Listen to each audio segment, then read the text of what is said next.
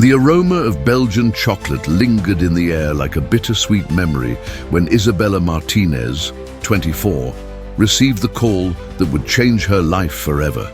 She was carefully piping delicate rosettes onto a wedding cake, ironically a symbol of eternal love, when her phone buzzed with the distinctive ringtone she had assigned to her mother-in-law, the Imperial March from Star Wars. It had started as a private joke between her and Daniel, but now it felt prophetically appropriate. "You have 6 months," said Victoria Blackwood's icy voice from the other end of the line, each word pronounced with the precision of a surgeon's scalpel. "6 months to prove you deserve my son and our family name." Isabella's hand trembled slightly, causing a small imperfection in the rose she was creating. She set down her piping bag and walked to the window of her small confectionery, Sweet Dreams, watching the bustling London street below. Business people in expensive suits hurried past, their lives seemingly so much more important and urgent than her quiet world of sugar and flour. 3 years married to Daniel Blackwood, heir to one of Britain's largest food conglomerates, and her mother-in-law still treated her like an unwelcome guest who had overstayed her welcome. The shop itself told the story of Isabella's journey, from the hand-painted sign she'd created herself to the mismatched vintage furniture she'd lovingly restored. Every corner held memories of late nights perfecting recipes, of Daniel surprising her with flowers after particularly difficult days, of dreams that once seemed within reach but now felt as fragile as spun sugar. "What exactly are you proposing, Victoria?" Isabella asked, trying to keep her voice steady despite the familiar knot forming in her stomach. She had learned to recognize the tone that preceded Victoria's most devastating pronouncements. "A competition. You against my protégée, Charlotte Pemberton. The true heiress I chose for Daniel before you appeared and disrupted our carefully laid plans." The pause was loaded with 3 years' worth of accumulated venom, disappointment, and barely concealed contempt. "You two will compete at the International Gastronomic Expo in London. The theme is the future of fine dining. Winner takes all. Whoever wins stays in Daniel's life. Whoever loses, well, I'm sure even someone of your limited background can understand the implications." Isabella felt the world tilt on its axis. Charlotte Pemberton wasn't just any competitor. She was culinary royalty. The daughter of England's second richest family in the food industry, a Le Cordon Bleu graduate with honors, owner of 3 Michelin-starred restaurants before her 26th birthday. Her Instagram account boasted 2 million followers who hung on her every perfectly plated creation. Food critics wrote sonnets about her innovative techniques. And Isabella? She was a girl from a small Spanish village who had learned to cook at her grandmother's worn wooden table, whose formal culinary education consisted of YouTube videos and library cookbooks. "And if I refuse this generous offer?" Isabella's voice carried a hint of the steel that her grandmother Carmen had always insisted ran through their family line. "Then you can say goodbye to your charming little shop. I've already had my lawyers research the building's ownership. Quite fascinating how quickly property can change hands when the right pressure is applied. And Daniel, well, he's always been such a good boy, so obedient to his mother's wishes. Family loyalty runs deep in the Blackwood bloodline, you see." The line went dead with a decisive click that seemed to echo in the sudden silence of the shop.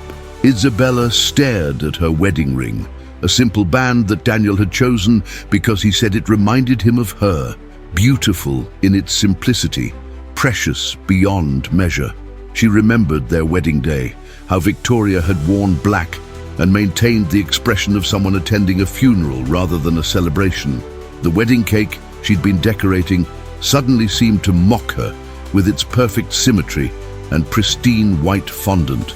How many wedding cakes had she created for other couples, while her own marriage crumbled under the weight of family expectations and social pressures she'd never fully understood?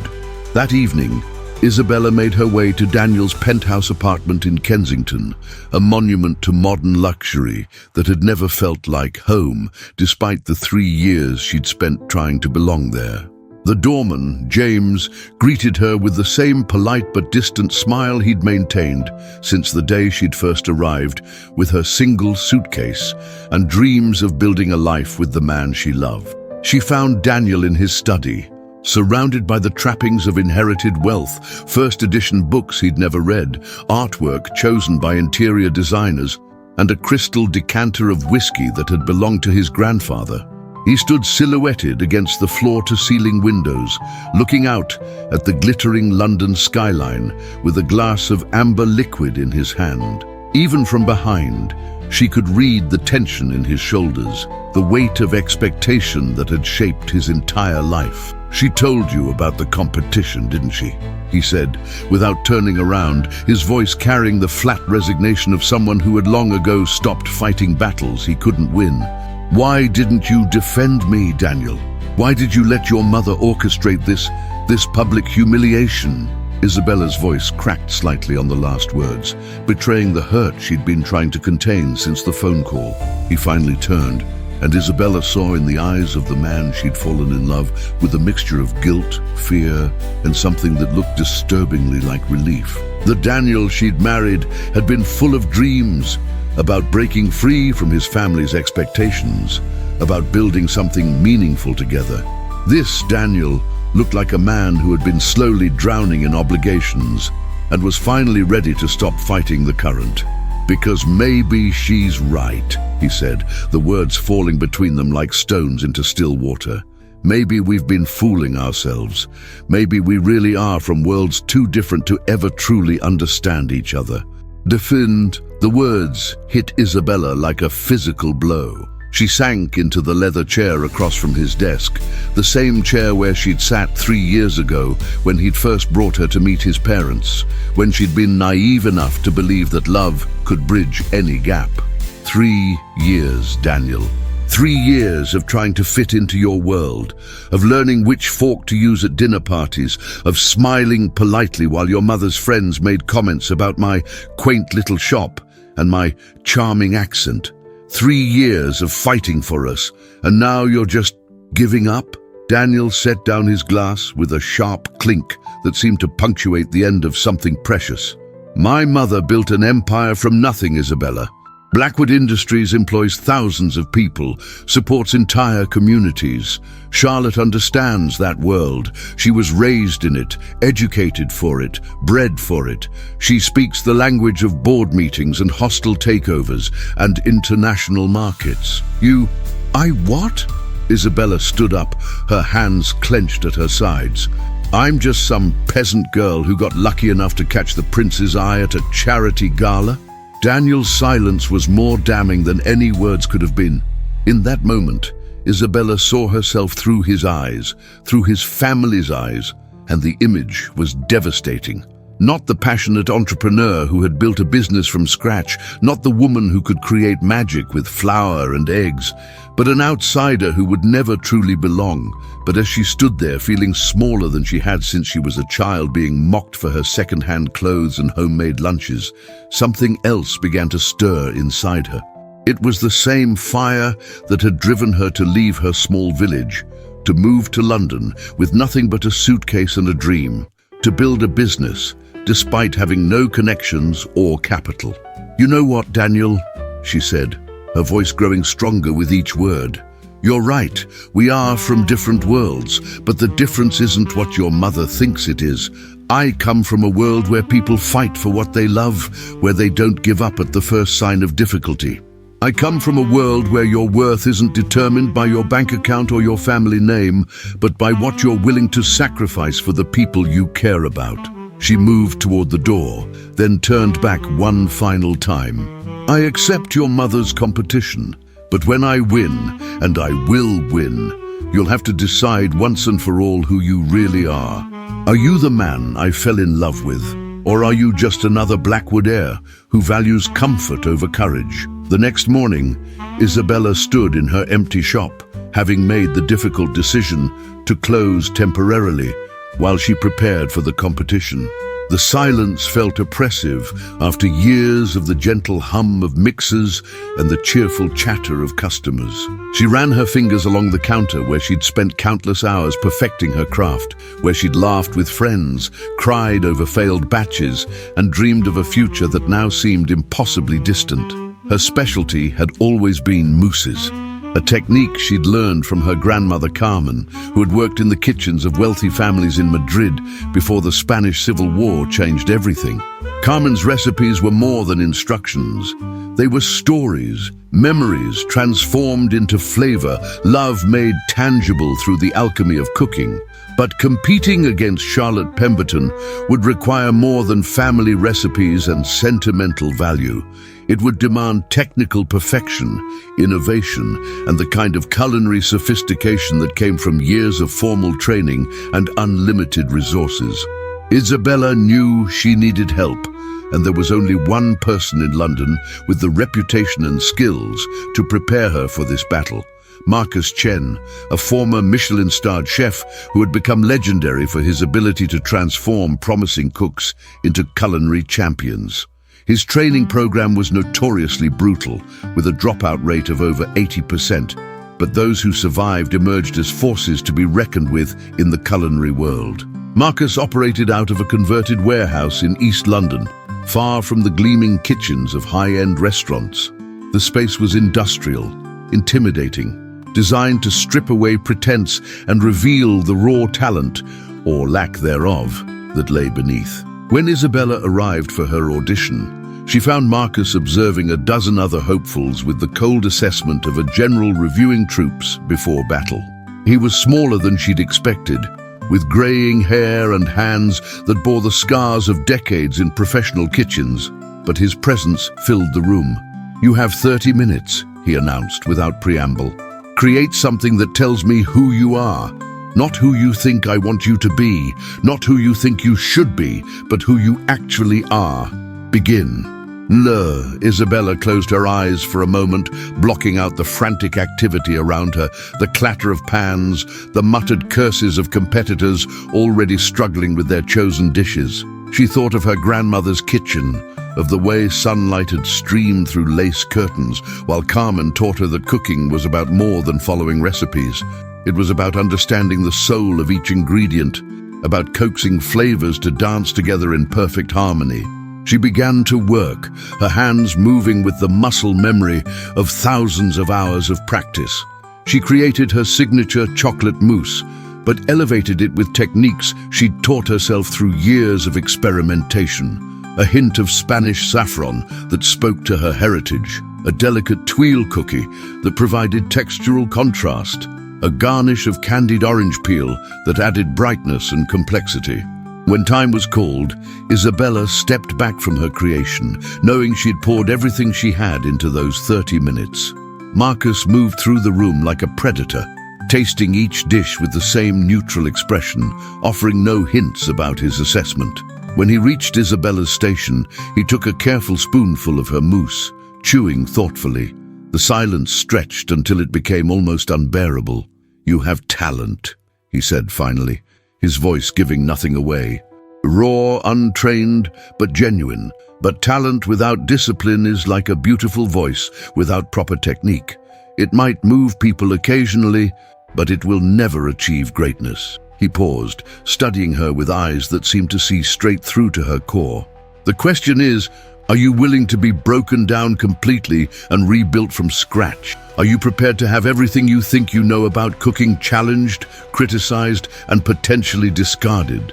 "I'll do whatever it takes," Isabella replied, meeting his gaze without flinching.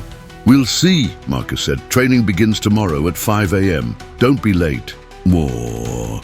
While Isabella began her grueling preparation, Charlotte Pemberton was holding court at her flagship restaurant, Ethereal, a temple to molecular gastronomy where dinner for two could easily cost more than most people's monthly salary.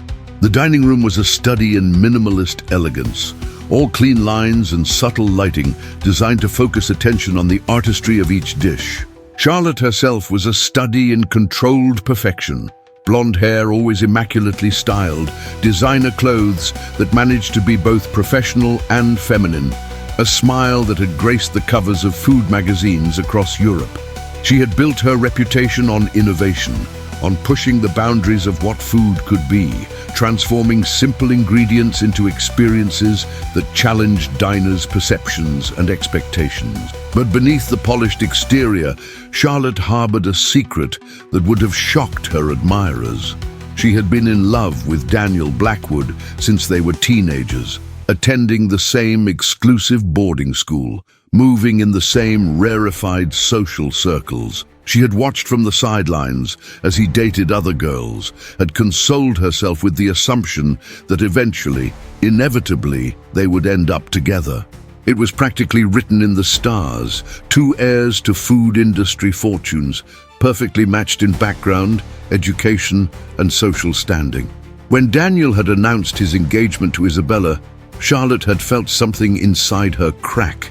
She had maintained her composure, had even attended the wedding with a gracious smile, but inside she had been plotting, waiting for the marriage to fail, as she was certain it must.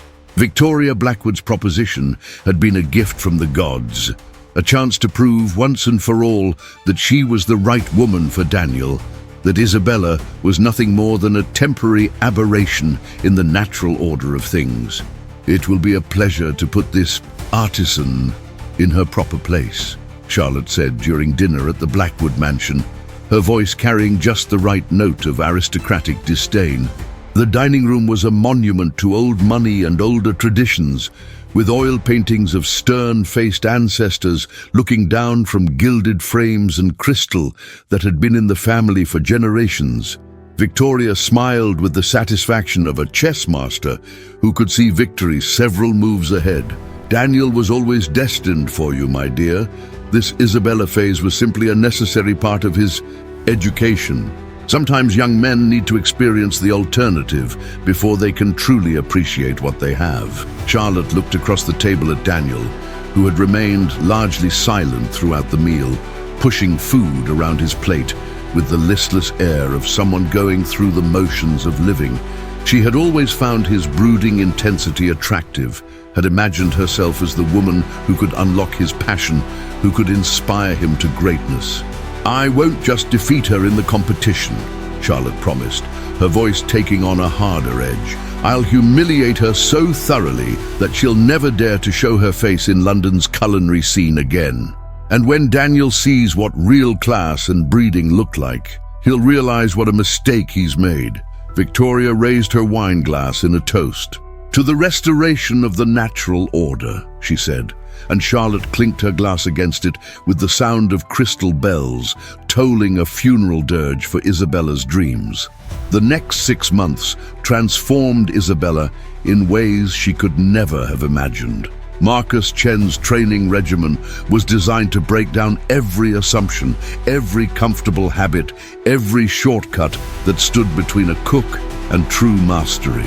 He pushed Isabella beyond her physical and mental limits, forcing her to work 18-hour days to perfect techniques until her hands moved without conscious thought, to understand not just how to cook, but why each method worked. "Cooking is not about following recipes," Marcus would say during their dawn sessions when Isabella's eyes were still heavy with sleep and her body ached from the previous day's exertions.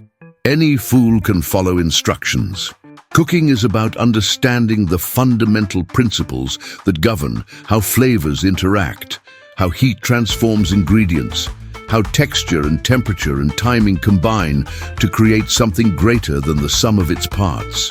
He made her practice knife skills until her fingers were covered with small cuts, until she could julienne vegetables blindfolded, until the blade became an extension of her hand. He taught her the science behind emulsification, the chemistry of caramelization, the physics of foam and gel and sphere. He forced her to taste everything, not just the pleasant flavors, but the bitter, the sour, the umami that most people couldn't even identify. "Your palate is your most important tool," he explained, making her taste dozens of different salts, each with its own subtle characteristics. "You must train it like a musician trains their ear until you can detect the slightest variation, until you can imagine how flavors will combine before you even begin cooking." But the technical training was only part of the ordeal. Marcus also worked on her presentation skills, her ability to work under pressure, her capacity to adapt when things went wrong. He would deliberately sabotage her equipment, would change ingredients at the last minute, would invite harsh critics to observe her work and offer brutal feedback. In competition, everything that can go wrong will go wrong, he warned her. Equipment will fail, ingredients will be substandard, judges will have preconceptions and prejudices. You must be prepared not just to cook, but to overcome every obstacle that stands between you and victory. The isolation was perhaps the hardest part. Daniel rarely called, and when he did, their conversations were stilted, formal, like two strangers making polite small talk. Isabella's friends from the confectionery world seemed to drift away, intimidated by the intensity of her focus, unsure how to relate to someone who had become consumed by a single goal. There were nights when Isabella collapsed into bed, every muscle screaming, her hands raw from burns and cuts, her mind reeling from the day's lessons. There were moments when she questioned whether any of this was worth it, whether she should simply accept defeat and try to rebuild her life somewhere far from London and the Blackwood family's influence. But then she would remember the look in Daniel's eyes when he had essentially written her off as unworthy, would recall Victoria's casual cruelty, would think about Charlotte's smug certainty that she had already won. And the fire inside her would burn brighter, fueling her through another day of punishment and progress. One particularly difficult evening, when a soufflé had collapsed for the 5th time and Marcus had delivered a particularly withering critique of her technique, Isabella found herself calling her grandmother Carmen in Spain. It was past midnight, but Carmen had always been a night owl, and her voice was warm and alert when she answered. "Mija," Carmen said, using the endearment that always made Isabella feel like a child again, safe and loved and capable of anything. "Tell me what troubles you." Isabella poured out her frustrations, her fears, her growing doubts about whether she was strong enough to see this through. Carmen listened without interruption, the way she always had, letting Isabella's words flow like water until the pressure inside her began to ease. "Do you remember," Carmen said when Isabella had finally fallen silent, "what I always told you about the mousse? That it's more than just a dessert," Isabella replied, the familiar words bringing comfort even across the miles and years. "See, exactly. It is love made visible, memory transformed into sweetness. It is the essence of who we are, distilled into something that nourishes not just the body, but the soul." Carmen's voice grew stronger, more insistent. "This Charlotte, she may have all the training in the world, all the expensive equipment and fancy techniques, but she will never have what you have, what our family has always had. Corazon, heart." "But what if heart isn't enough?" Isabella asked, voicing the fear that had been growing inside her like a cancer. "Then you will have fought with honor," Carmen replied. "And that, Mija, is worth more than any victory won without struggle, any prize claimed without sacrifice. But I do not think you will lose. I think this Charlotte, she has forgotten the most important ingredient of all, which is humility. The knowledge that cooking is not about showing how clever you are, but about serving something greater than yourself. You cook with love, Isabella. You always have. And love, true love, is the most powerful force in the universe." After the call ended, Isabella sat in her small flat, looking at the photos on her wall.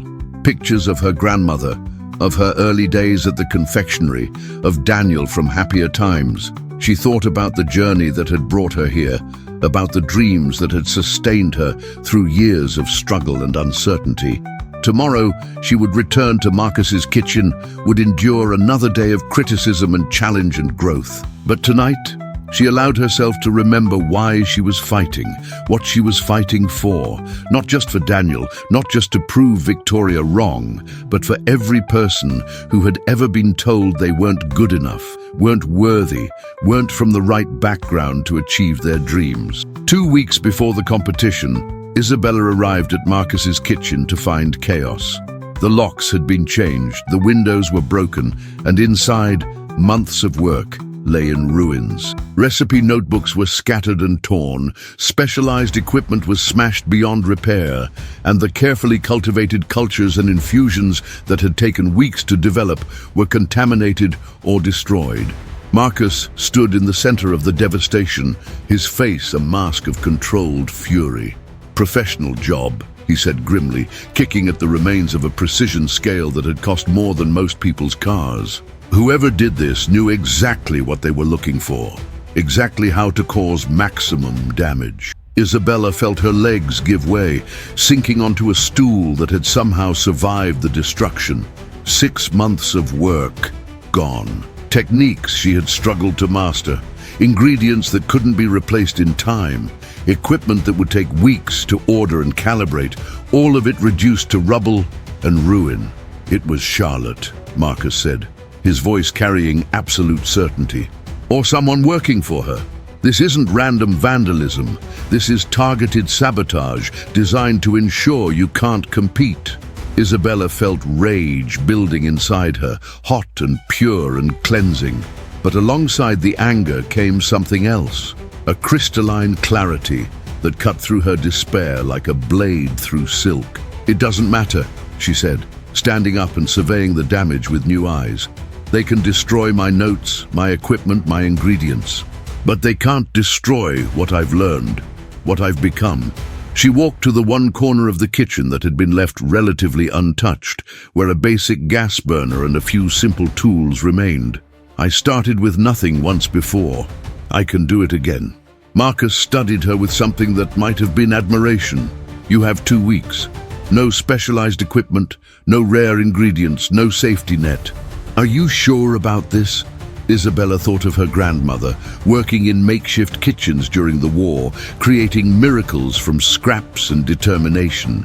She thought of her own early days in London, when she had built her first business with second-hand equipment and sheer stubborn will.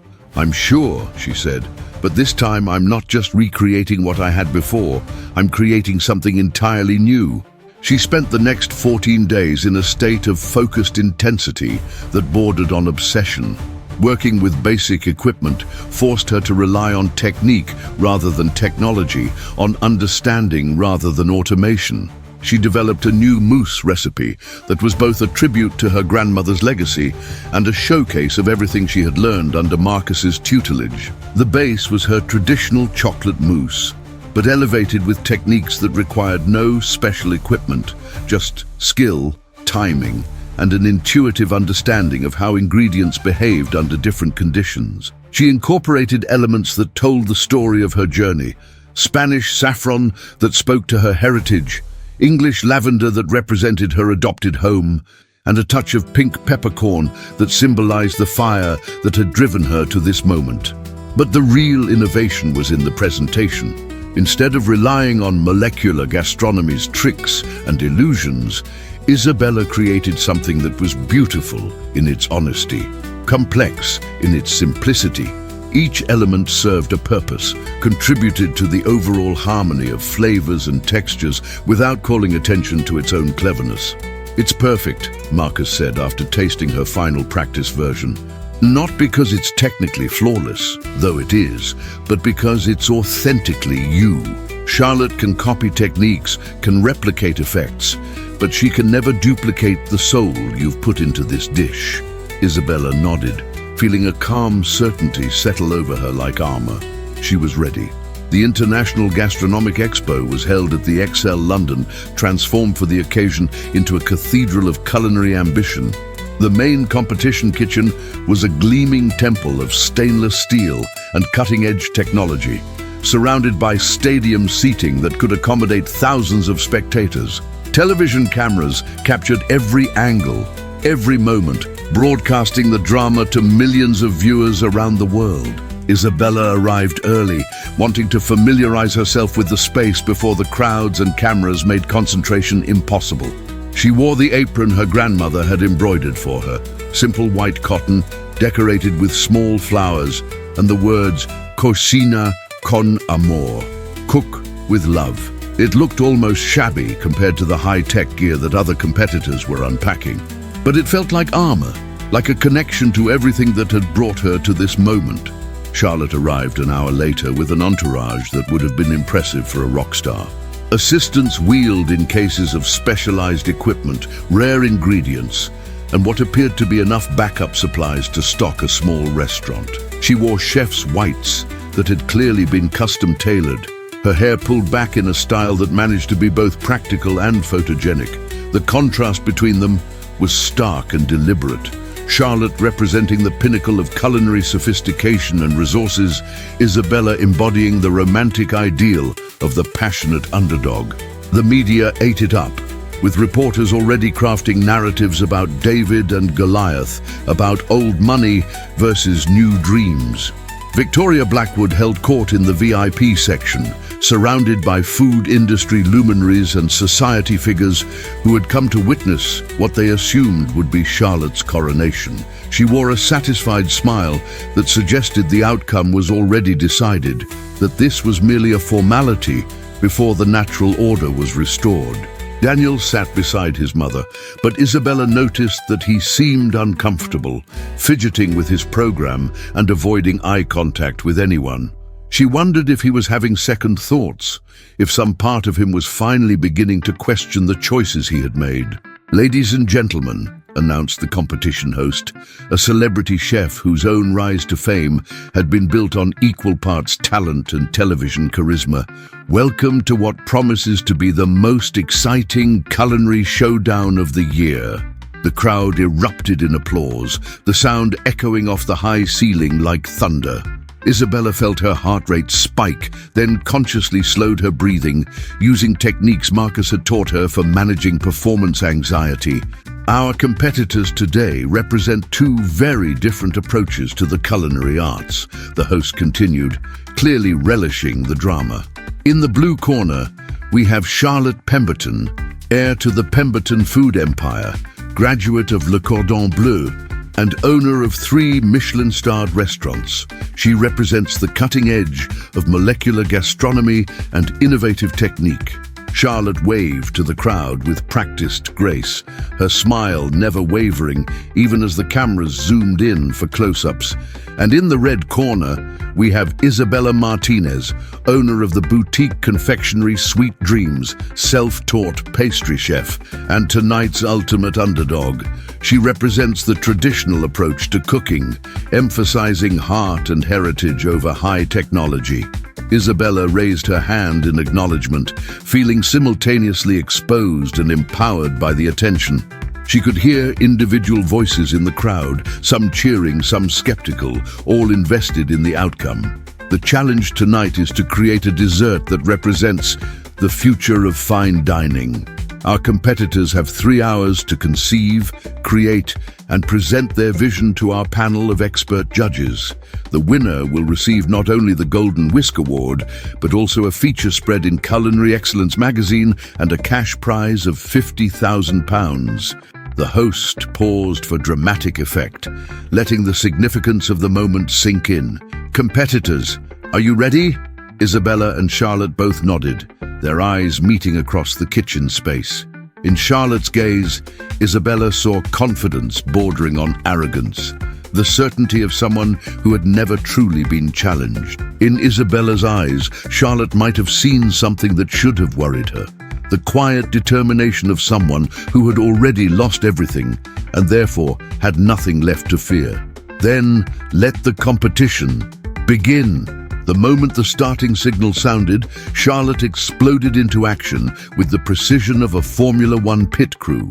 Her assistants, she was allowed 2 compared to Isabella's 0, began setting up an array of equipment that looked more like a chemistry lab than a kitchen. Liquid nitrogen tanks, centrifuges, precision heating elements, and devices whose purposes were mysterious to anyone not versed in molecular gastronomy. Charlotte herself moved with practiced efficiency, her hands flying as she began what appeared to be an incredibly complex preparation involving multiple components that would somehow combine into a single, spectacular presentation.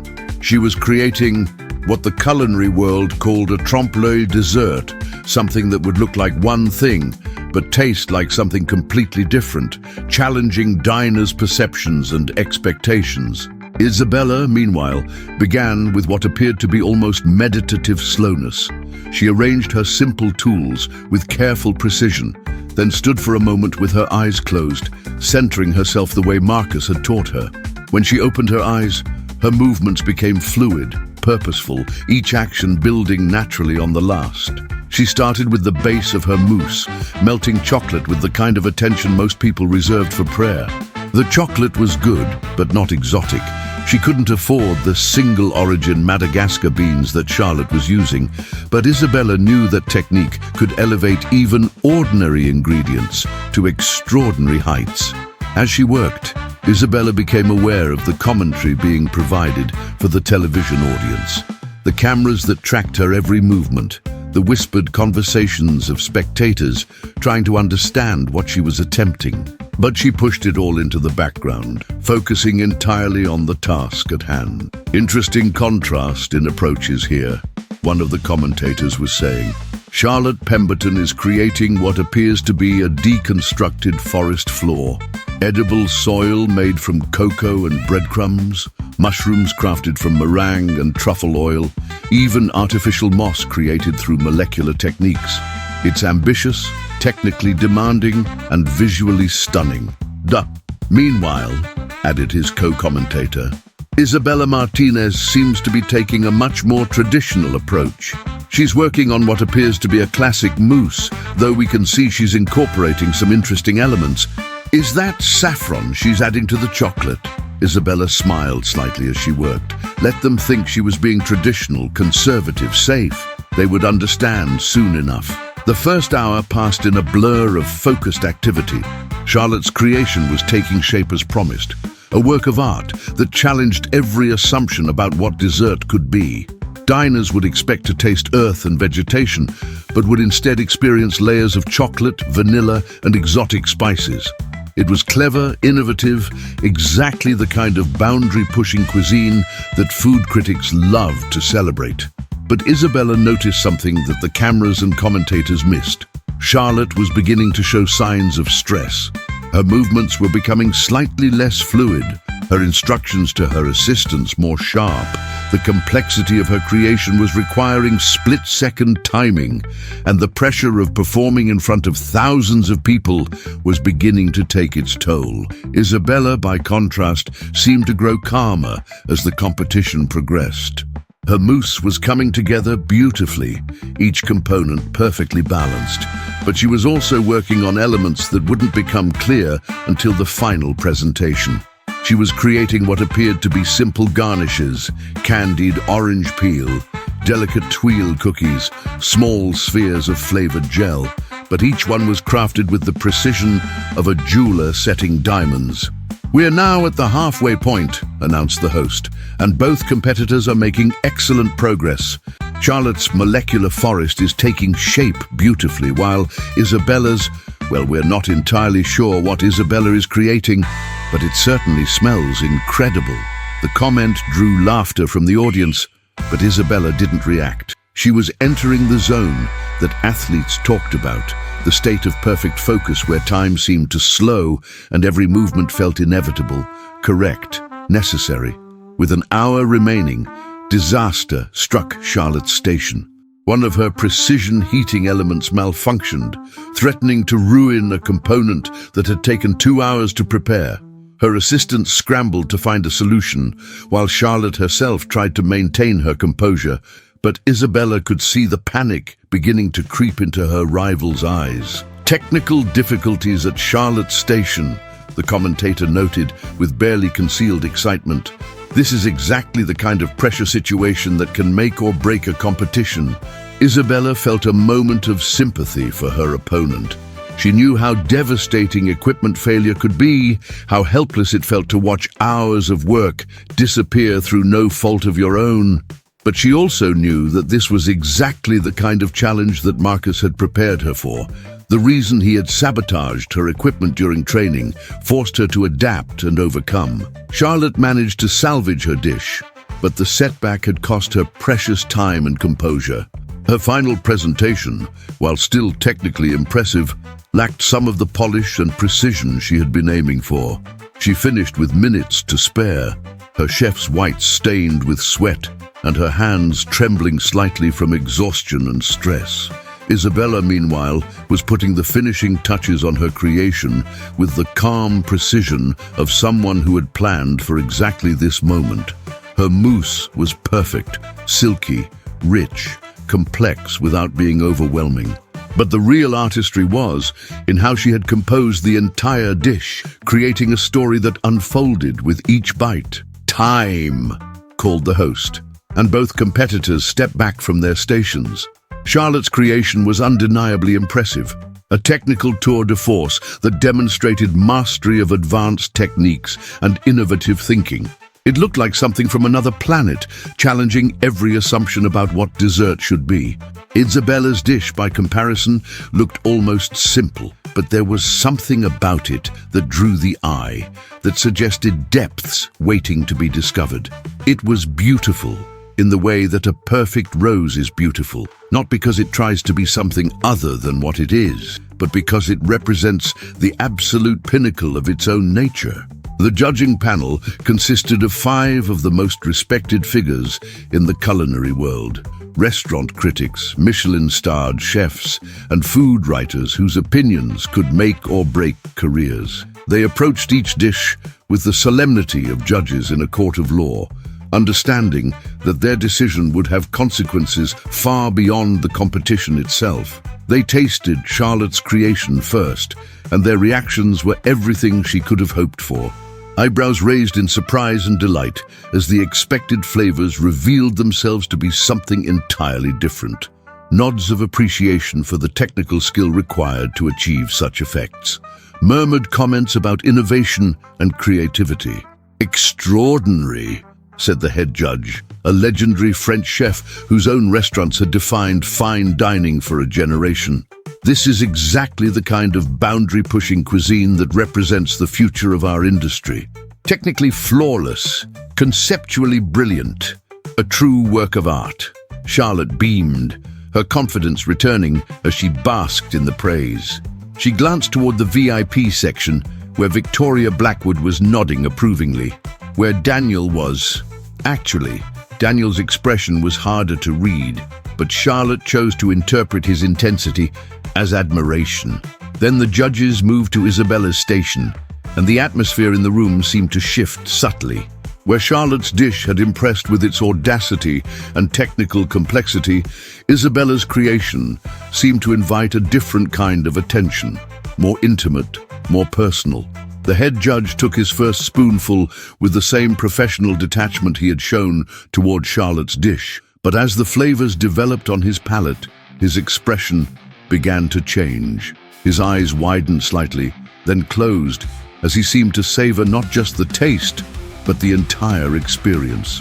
"Mon Dieu," he whispered, so quietly that only the closest microphones picked it up. He took another bite, then another, his professional composure beginning to crack.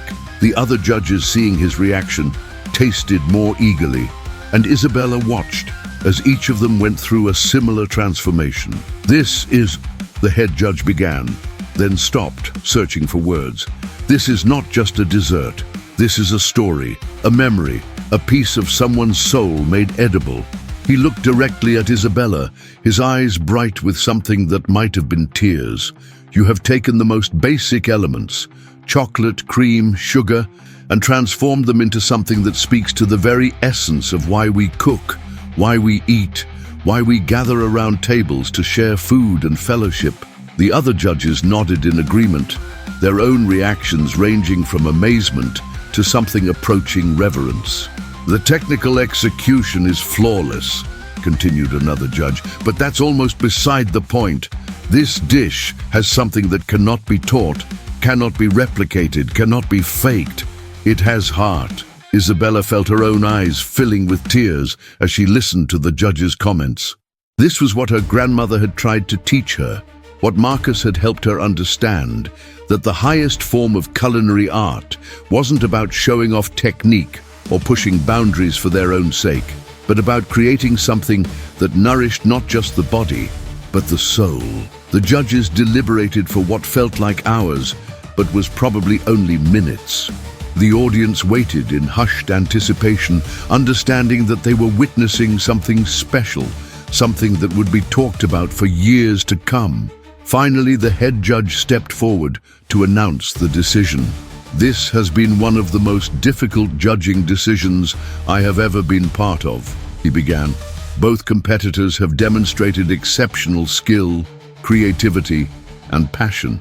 Charlotte Pemberton's Molecular Forest is a technical masterpiece that pushes the boundaries of what dessert can be. It represents innovation, ambition, and the fearless pursuit of new possibilities." Charlotte straightened, her smile returning as she prepared to accept what seemed like inevitable victory.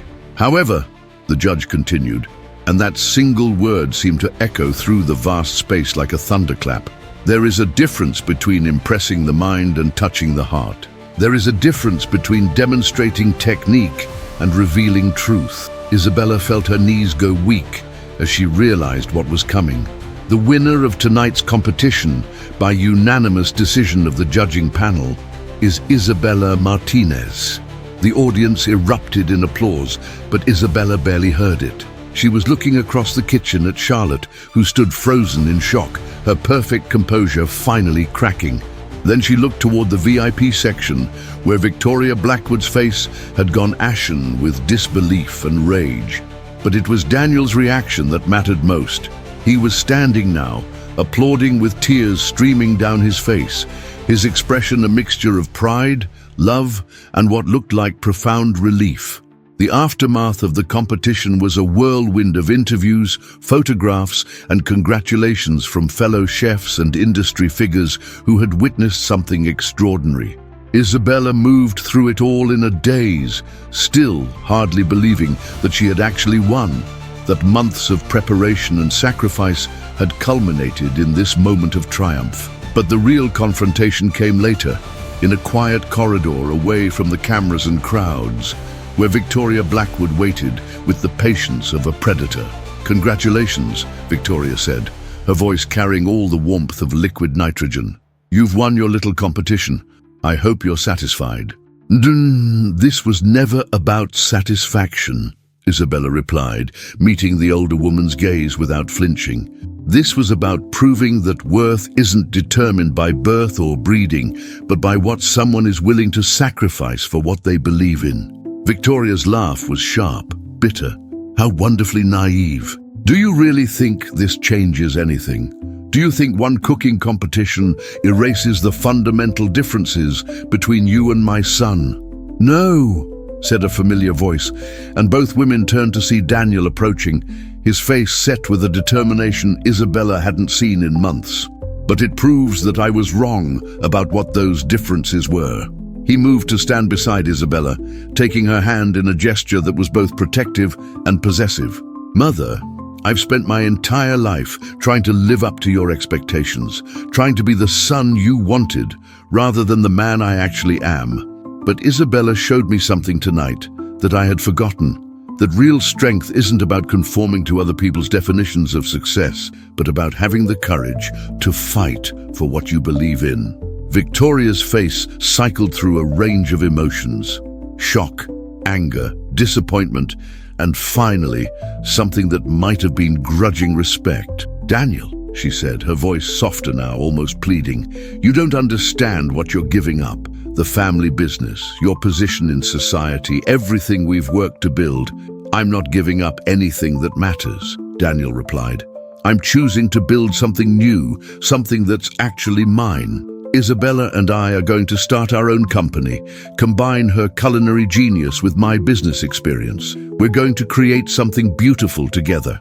Isabella squeezed his hand, feeling a warmth spread through her chest that had nothing to do with victory, and everything to do with the man she had fallen in love with, finally finding his way back to himself. Charlotte appeared at the end of the corridor, having changed out of her chef's whites into a simple dress that made her look younger, more vulnerable. She approached slowly, her earlier arrogance replaced by something that looked like genuine humility. "Isabella," she said, her voice barely above a whisper, "I owe you an apology, not just for tonight, but for everything. I've spent so long believing that I deserved Daniel, that I was entitled to him because of who my family was, that I forgot the most important thing about love. It can't be claimed or demanded or won through competition. It has to be freely given." She looked at Daniel, and Isabella saw in her eyes the pain of letting go of a dream that had sustained her for years. "You're lucky," Charlotte said to Isabella, "not because you won tonight, but because you found someone worth fighting for. I hope you'll both be very happy." With that, she turned and walked away, her heels clicking against the polished floor with the sound of a chapter closing. Victoria watched her go, then looked back at Daniel and Isabella with an expression that was impossible to read. "Very well," she said finally. "If this is truly what you want, Daniel, then I won't stand in your way. But don't expect me to make it easy for you. If you're going to build your own empire, you'll do it without the Blackwood name or fortune to smooth your path." "I wouldn't want it any other way," Daniel replied, and Isabella heard in his voice the echo of the man she had fallen in love with 3 years ago. Confident, determined, unafraid of challenges. Victoria nodded once, sharply, then walked away without another word, leaving Daniel and Isabella alone in the corridor. "Are you sure about this?" Isabella asked, searching his face for any sign of doubt or regret. "You're giving up everything you've ever known." Daniel cupped her face in his hands, his thumbs brushing away tears she hadn't realized she was crying. "I'm not giving up anything," he said, echoing his earlier words to his mother. "I'm choosing everything that matters. I'm choosing you, choosing us, choosing the life we can build together." He kissed her then, soft and sweet and full of promise, and Isabella tasted not just love, but hope, not just passion, but partnership. 1 year later, Isabella stood in the kitchen of Corazon, the restaurant she and Daniel had opened in a converted warehouse in Shoreditch. The name meant heart in Spanish, a tribute to her grandmother's philosophy that cooking was about more than technique or presentation. It was about putting your soul into every dish. The restaurant had been an immediate success, earning rave reviews not just for the food, but for the atmosphere Isabella and Daniel had created together. It was elegant without being pretentious, innovative without losing sight of tradition, the kind of place where food lovers came not just to eat, but to experience something meaningful. Isabella's signature dessert, the mousse that had won her the competition, remained the most popular item on the menu, but she had expanded her repertoire to include dishes that told the story of her journey, her heritage, her dreams, made manifest in sugar and spice and everything nice.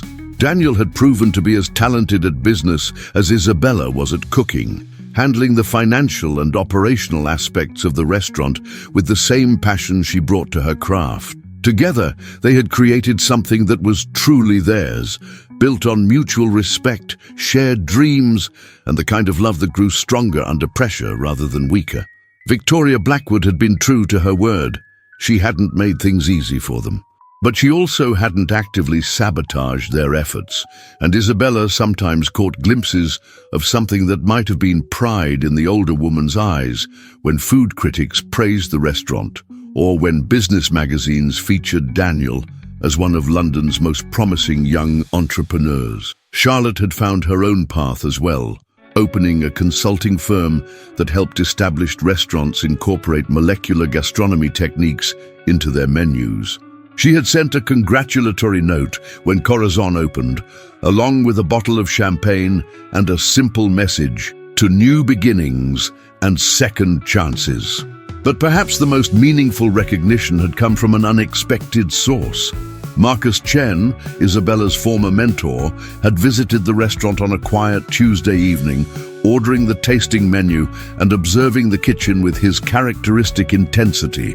When Isabella had emerged to greet him, nervous about his assessment, he had simply nodded and said, "You have learned the most important lesson of all, that the best cooking comes not from trying to impress others, but from being true to yourself." Now, as Isabella put the finishing touches on a new dessert she was developing, a deconstructed tres leches cake that honored her Spanish heritage while incorporating techniques she had mastered during her training, she reflected on the journey that had brought her here.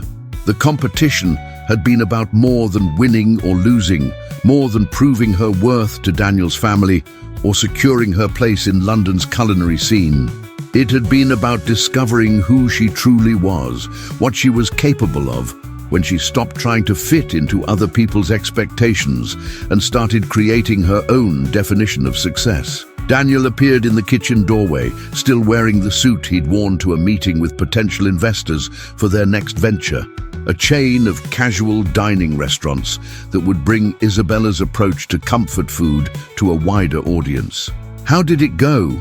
Isabella asked, wiping her hands on her apron.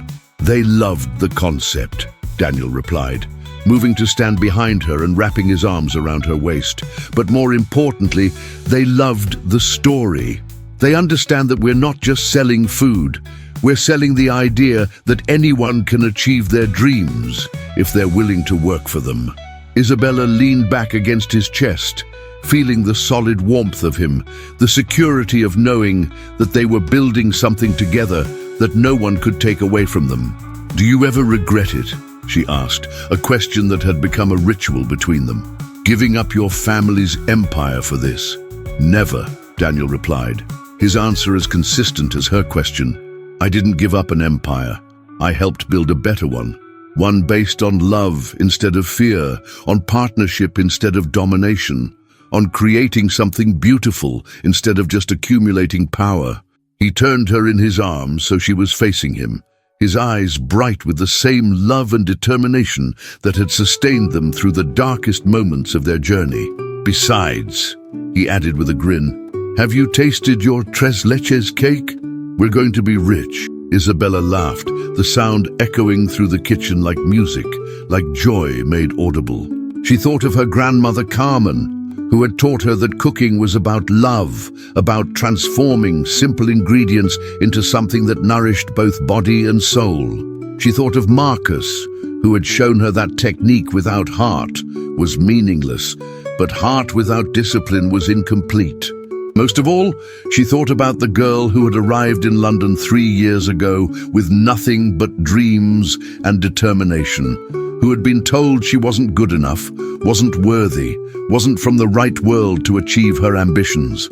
That girl had been wrong about one thing. She hadn't needed to change to fit into Daniel's world. She had needed to create her own world, one where love and talent and hard work mattered more than pedigree and connections. As she looked around the kitchen that was truly hers, at the man who had chosen her over everything else, at the life they had built together from scratch, Isabella Martinez smiled and began planning her next creation. After all, she had learned the most important lesson of all. The sweetest victories were the ones you earned yourself, one perfect dish at a time. Did Isabella's incredible journey from underdog to culinary queen set your soul on fire? Are you ready to write your own success story? Smash that follow button if you refuse to let anyone tell you that you're not good enough. Believe that passion, pulls persistence, unstoppable success are building your empire from the ground up, brick by brick. Know that authentic love always defeats artificial expectations. Want to prove that your background doesn't determine your destiny? Comment your power move, "I am Isabella because," and tell us what's your secret mousse recipe, that unique talent only you possess. Who's the Victoria Blackwood in your life trying to hold you back? What competition are you preparing for right now? Tag 3 people who need to see this story and believe in their dreams again. Share this story if you know someone fighting their own family expectations battle. You believe heart plus hard work beats privilege every single time. You want to inspire another dreamer to never surrender. You're proof that underdogs can become top dogs. Exclusive bonus content. Follow us now and get access to the Isabella Method, 7 steps to turn your passion into profit. Behind-the-scenes secrets of building a business from scratch weekly, underdog to empire success stories that will motivate you. Live Q&A sessions with real entrepreneurs who started with nothing. Which moment hit you hardest? Drop your emoji. Isabella's grandmother's wisdom about cooking with love. The sabotage that made her stronger, not weaker. The moment she realized she didn't need to fit in, she needed to stand out. Daniel choosing love over family pressure. The victory that proved authenticity beats artifice reality. Check time. This isn't just a story. It's a blueprint. Every Isabella Martinez exists in real life. The immigrant who built a food truck empire. The single mom who turned her kitchen into $1 million bakery. The college dropout who revolutionized an entire industry. A wrong background person who became the right choice. The question is, will you be the next success story we feature? Final challenge. In the comments, complete this sentence. My Victoria Blackwood said, I couldn't, willn't, but I'm going to prove that truly. To the most inspiring answer gets featured in our next post. Remember, your worth isn't determined by your zip code. Your dreams aren't limited by your bank account. Your future isn't defined by your past. Your success is built on your choices, not your circumstances. Isabella didn't just win a competition, she won her life back. What are you going to win? Hit follow, drop a comment, share this story, and let's build an army of dreamers who refuse to quit. Because every empire starts with someone brave enough to believe they deserve better. Are you ready to be that someone?